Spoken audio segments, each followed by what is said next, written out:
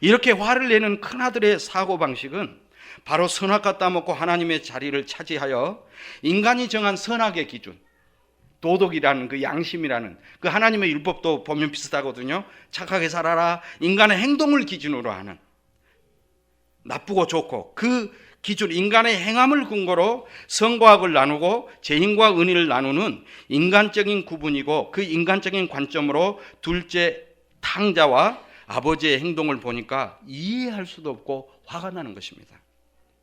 그래서 이 탕자 비유를 보면서 우리가 큰아들 편을 들어줘야 돼요. 이게 인간적으로 옳은 해석입니다. 왜냐하면 착한 아들이 되라고 했으니까요. 그런데 왜 이 큰아들 편은 안 들고 그 아버지의 행동이 옳다고 그냥 해석해 버리는 것이냐 하는 것입니다. 그 이유는요, 성경에서 찾을 수 있어요. 그 이유도 윤리 도덕적인 기준으로 정하기 때문이죠. 큰아들이 아버지께 그동안 착하고 충성스럽게 일한 것은 맞다, 잘한 일이다. 그런데 아버지 집에 오니까 이 잔치를 벌이고 있다, 둘째를 위해서.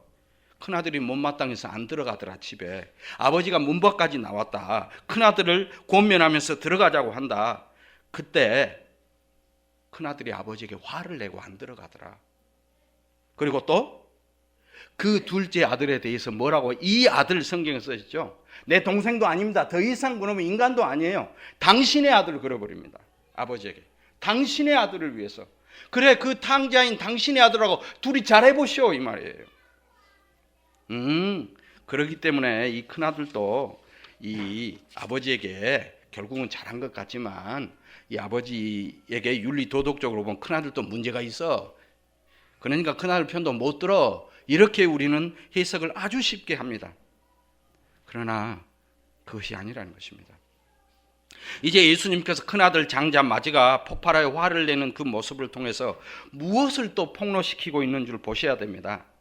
그가 노하여 들어가고자 하지 아니하거늘 아버지가 나와서 권한대 아버지께 대답하여 이르되 내가 여러 해 아버지를 섬겨 명을 어김이 없었거늘 내게는 염소 새끼라도 주어 나와 내 벗을 즐기게 하신 일이 있습니까?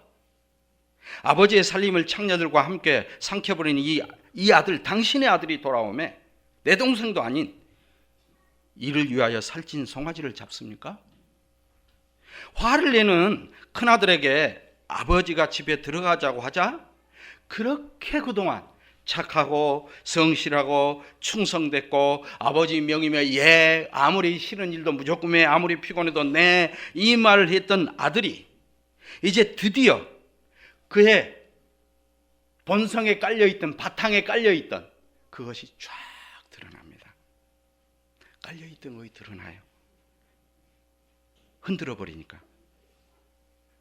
내가 지금까지 아버지의 뜻을 어긴 적도 없고 아버지 말이면 무조건 예하고 충성하고 지금껏 살아왔는데 그런 나를 위해서 염소 새끼 한 마리라도, 그 하찮은 염소 새끼 한 마리라도 잡아서 너 고생하고 그렇게 이 충성하니 너희 친구들과 즐겁게 먹으라고 준 적이 있습니까? 그런데 재산을 창기와 다 탕진해버린 이 아들, 이 아들이란 표현은 방금 말한 것처럼 당신의 아들, 내 동생 저런 거 아니다. 상종하지 못할 자라는 것입니다.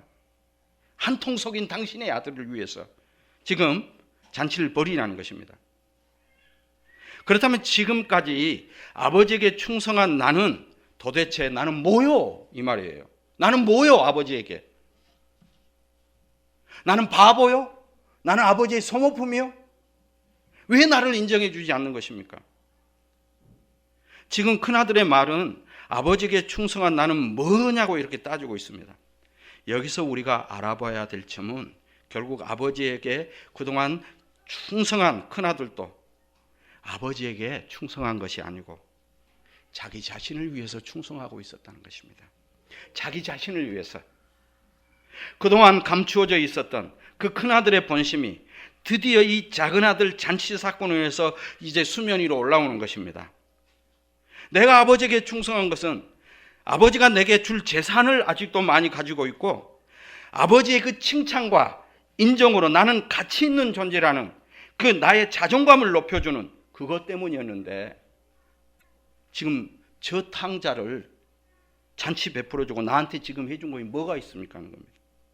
자신에게 소유가 될 아버지의 재산과 자신의 착함과 성실함이라는 자기 존재의 가치에 그 인정받기 위해서 그동안 아버지와 함께 살았어요. 함께 살기는 살았고 충성했는데 그건 자기를 위한 충성이었고 함께 있었지만 따로 국밥이었다는 것입니다. 아버지의 인생은 아버지 인생, 내 인생은 아버지가 줄 재산으로 이제 내가 누리게 될 내 인생이 따로 있었다는 것입니다. 착하고 성실한 큰아들도 결국은 아버지 집에 있어서 아버지의 말을 잘 들었지만 자기 자신을 위해서 충성한 것뿐이라는 것입니다. 그런데 이미 자기 상속분을 받아 다 탕진한 아들을 위해 지금 잔치를 베풀고 있는데 이제 그것이 아버지 것이에요? 자기 목이고 자기 것입니까? 결국 그 큰아들도 아버지의 집에서 착하고 충성된 아들로서 아버지 말씀에 순종하였지만 결국은 자기 자신을 위해서 충성한 것이었고 지금 잔치를 벌인 건 내 것인데 왜 그 탕자를 위해서 쓰냐는 것입니다. 집을 나가 탕자나 결국은 집에 있는 큰아들이나 결국은 둘 다 누구만을 위해서 충성하고 살았습니까? 자기 자신입니다. 자기 자신만을 위해서 선악과 따먹고 자기중심적이고 이 세상이 다라고 세상의 힘인 돈을 추구하며 자기 자신만을 위해서 큰아들이든 작은아들이든 살았다는 것입니다.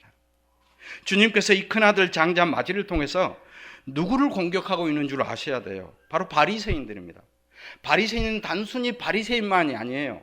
종교적으로 하나님의 율법을 가장 경건히 행위로 지킨 자들이 바리새인들이에요. 바리새인들은 모든 인간을 지금 대표하고 있습니다.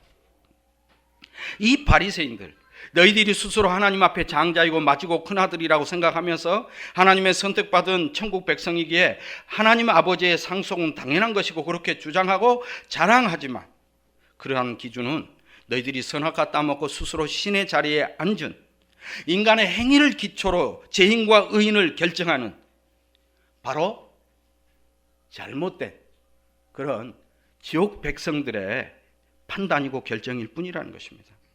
너희들이 진정 하나님께 충성하고 잘 섬기고 있다고 생각하지만 그것은 너희들 자신의 이익을 위한 하나님의 보상을 챙기려는 것뿐이기 때문에 그것은 마귀에 속한 자들의 행위니라 주제 파악 좀 해라 이런 거예요. 이제 아버지의 재산을 가지고 나간 둘째 아들이나 아버지 곁에서 아버지께 충성한다고 생각한 착한 아들이나 다 누구를 위해서 사는 자들입니까? 자기 자신을 위해서 사는 자들입니다. 세상이 다라는 사고방식으로. 물론 큰아들은 나는 저 아버지 재산을 탕진한 저 아들 둘째와는 그래도 질적으로 다릅니다. 이렇게 항변할 수는 있을 것입니다. 그러나 큰아들도 자기 자신을 위해서 오직 자기 자신만을 위해서 산 것이고 둘째 아들도 오직 자기 자신만이 중요하고 내 자신을 위해 내 뜻을 펼치겠다는 그런 마음으로 재산을 받아 아버지 집을 떠난 것입니다. 큰아들이나 둘째 아들이나 다 자기 자신만을 위해서 산 것이죠.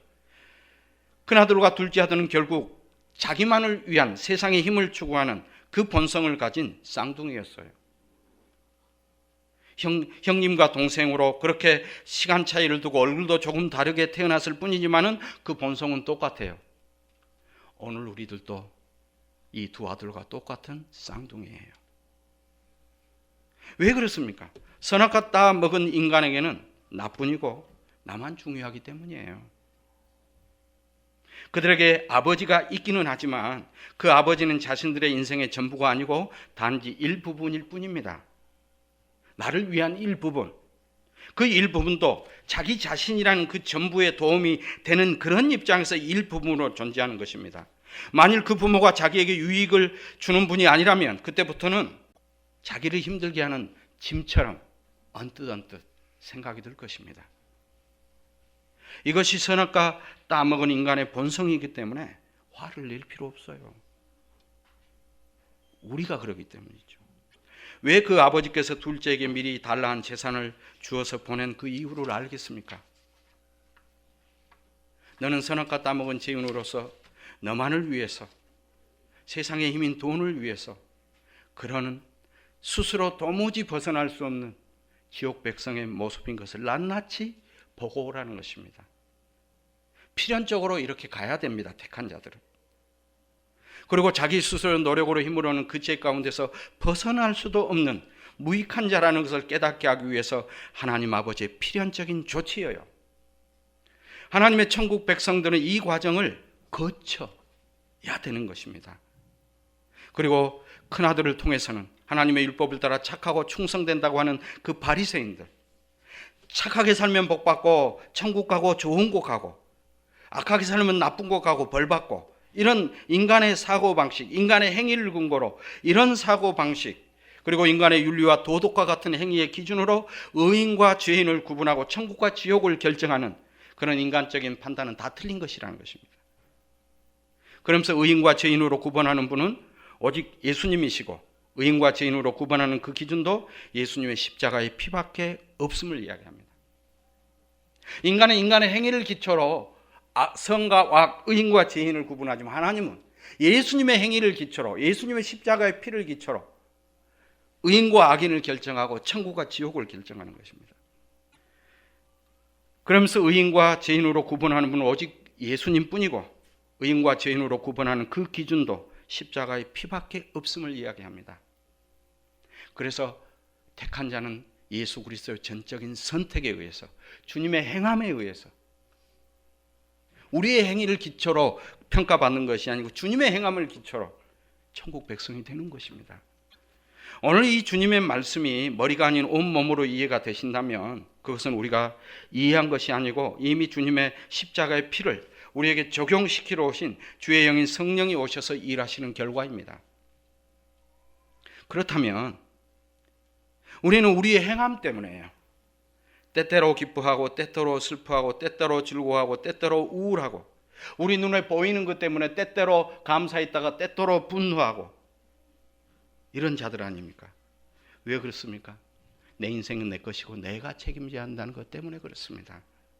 그런데 이제는 주께서 우리에게 오셔서 우리를 주 안에 집어넣으시고, 너 인생은 내 것이라고, 너는 너의 행함에 의해서 결정된 자가 아니고 나의 행함에 의해서 결정된 거고, 너의 노력으로 너는 먹고 사는 자인 것 같지만은 내가 판을 벌려놓고 내 은혜와 내 생명을 주고 내로부터 생명이 공급된다는 것을 알게 하시기 위한 그런 방편일 뿐이고, 그래서 너 인생은 내 것이고 내가 책임지는 인생이니 때때로 기뻐하고 때때로 슬퍼할 수는 있겠지만은 그 가운데서 내가 너 인생의 주인이고 내가 너 인생을 책임지고 내가 너 인생을 이끌어가고 있으니까 내가 이 말한 걸 아냐 그럴 거예요.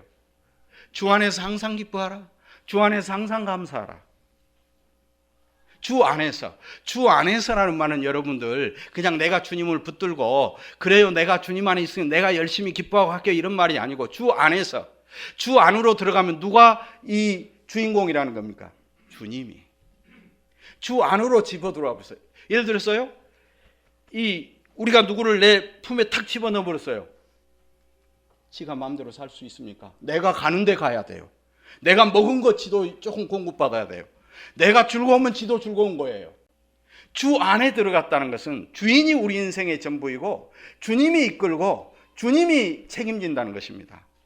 그래서 주 안에서는 반드시 주께서 말씀하신 대로 행복할 수밖에 없어요.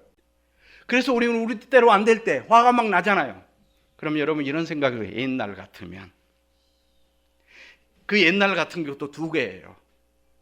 예수 안 믿을 때 옛날, 또 예수를 믿었어도 내가 인간 중심으로 모든 걸 내가 해야 된다는 그 사고방식의 옛날. 근데 다시 이제 복음에 끄집어들여서 주 안으로 있다는 것, 주님이 주인을 알고 있는 상태에서 이제 내가 예수 믿었어서 옛날 같았으면 죽었다. 이미 이 판은 정리됐어.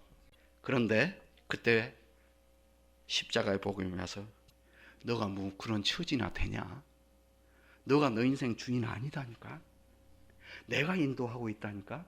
내가 이끌어 간다니까? 내가 기쁨을 준다면 주는 거야. 내가 너를 행복하게 한다면 하는 거야. 내가 하늘의 백성이라면 하는 거야. 무슨 근거래요? 나의 행위로 십자가에. 이게 전부입니다. 거지 나사로가 이 땅에 고통받았으니까 부자한테 그래요. 너는 지옥 있는 게 맞고 그는 고통 가운데 있었으니까 천국에서 편히 산 게 맞다 이 이야기하거든요. 그러면 고통받으면 천국 가고 부자로 살면 지옥 간다는 말 뜻이 아니고요. 그 말은 무슨 말인가니? 주님 안에 있으면 너 뜻대로 안 되는 것을 경험할 것이다. 그걸 너는 고통이고 고난이라고 생각할 것이다. 근데 그것은 천국으로 택한 백성이기 때문에 천국으로 인도한 그런 엉뚱한 길로 못 받게 하는 가이드라인이었음을 알게 된다는 것입니다. 이 이야기를 하고 있어요. 너 인생 힘들지? 근데 그것은 진짜 순간뿐인 세상에 올인하는 것이 인생이 아니고 영원한 하나님의 은혜와 사랑으로 내가 너를 인도한, 너를 보호하는 장치였어. 이걸 알게 되니까요. 우리의 삶에 이전에는 장애물이고 그런 것들이 뭘로 보이겠습니까? 주님이 나를 보호하는 길 안내네. 이렇게 알게 되는 것이죠. 그래서 오늘 주의 말씀을 통해서 우리는 큰아들, 작은아들 똑같은 모습으로 살아갑니다. 그런데 택한 자는 주님이 품에 안으시고 주의 그 미친 일과 같은 아버지의 잔치를 누구만이 그 아버지의 잔치에 오케이 할 것 같아요? 지금까지 지금 잃어버린 동전, 잃어버린 양들에서 누구만이 오케이 할 것 같아요? 예수 그리스도 한 분만이 춤추고 난리가 아닙니다. 아버지가 옳습니다. 우리는요, 난리를 펴. 아버지하고 아들 다 정리해야 돼. 해고 대상이에요. 해고 대상.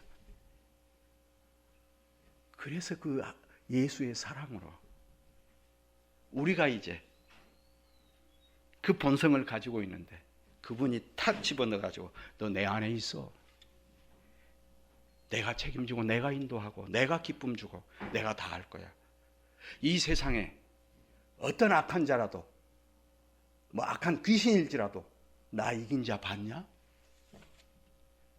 그래서 그 예수 안에 있음을 믿고 예수가 하신 말씀 예수가 지키고 우리의 행함에 따라 우리가 슬프고 기쁘고 그런 삶이 마귀의 방식이고 주님의 행함에 의해서 우리는 생명과 은혜와 평안을 누리는 그런 복된 자라는 것을 아시고 오늘 또 우리뿐만 아니고 주변에서 실수하고 그럴지라도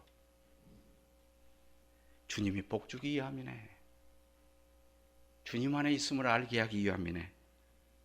고통이 여러분의 인생에 장애물처럼 느껴질지라도 저것 때문에 내가 지금 천국 가고 있네. 내 뜻이 아니구만.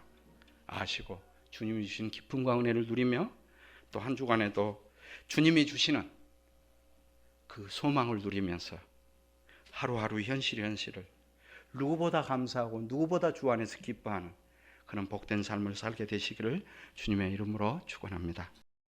시청해 주셔서 감사합니다. 전달, 구독, 좋아요는 예수님의 사랑입니다.